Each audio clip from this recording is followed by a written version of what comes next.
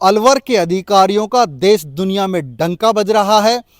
कुछ ही दिनों पहले स्वच्छता सर्वेक्षण में अलवर की 54वीं रैंक आई, जिसने पूरी दुनिया, पूरे देश और अलवर वासियों में आश्चर्य की स्थिति पैदा कर दी। ऐसा ही कल एक वाकया हुआ जब अलवर के अधिकारियों का डंका बजा और स्वच्छ वायु सर्वेक्षण में पूरे देश में तीसरा स्थान प्राप्त किया अलवर जिले ने। और जैसे ये स्थान प्राप्त हुआ तो 25 लाख की राशि इनाम के रूप में उन्हें प्रदान की गई। हालांकि पुरस्कार हो सकता है अलवर के अधिकारियों को और मिल जाएं, क्योंकि अलवर के कुछ अधिकारियों के कारनामे ऐसे हैं जिन कारनामों की चर्चाएं पूरे देश और दुनिया में हो रही है। क्योंकि मैं इसलिए देश और दुनिया की बात कर रहा हूं क्योंकि अलवर के ख्याति प्राप्त अधिकारी हैं और इनकी ख्यातियों का डंका दुनिया में बजेगा। जिस सड़क पर हम खड़े हैं, यह सड़क भी अलवर को एक पुरस्कार दिलवा सकती है।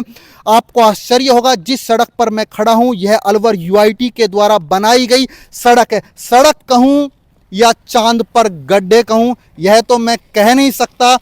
इस सड़क का निर्माण आज से लगभग 1.5 साल पहले किया गया था। लगभग 6 करोड़ की लागत से इस सड़क का निर्माण अलवर यूआईटी के द्वारा करवाया गया।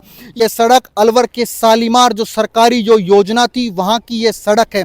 आपको आश्चर्य होगा कि शालीमार योजना वो योजना है जहां पर प्लॉटों की कीमत आसमान छू रही है।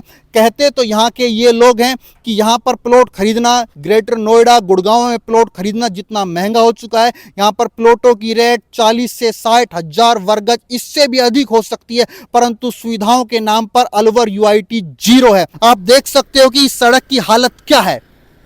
यहाँ इस सड़क की हालत इतनी, आप कहने को क्या कहें, क्या आपको दिखाएं, क्या स्थितियां हैं अलवर की सड़कों की। शायद अलवर की जनता तो भली भांति जानती है सड़क के लिए जिम्मेदार कौन है।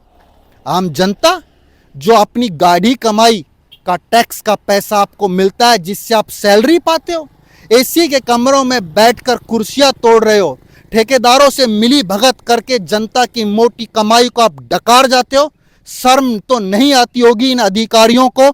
अधिकारियों से जब पूछा जाता है तो एक ही बहाना मिलता है कि बरसात का समय चल रहा है, सड़कें तो टूट ही जाती हैं। कैसे टूट जाती हैं सड़कें?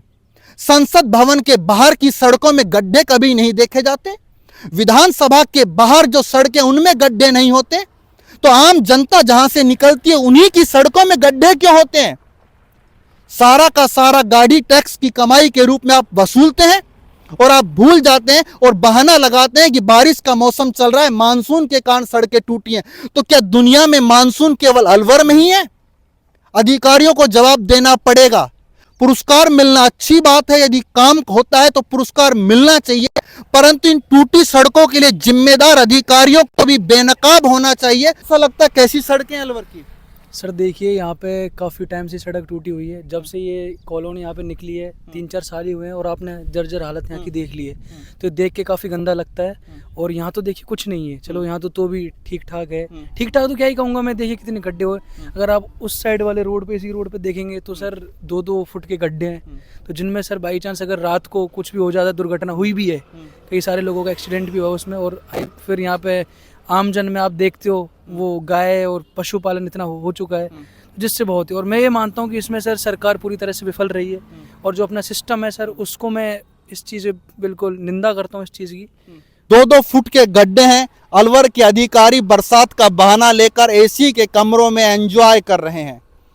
ग्राउंड पर, फील्ड पर आएंगे या नहीं आएंगे? संदीप यादव, वॉइस ऑफ प्रतिज्ञा, अलवर।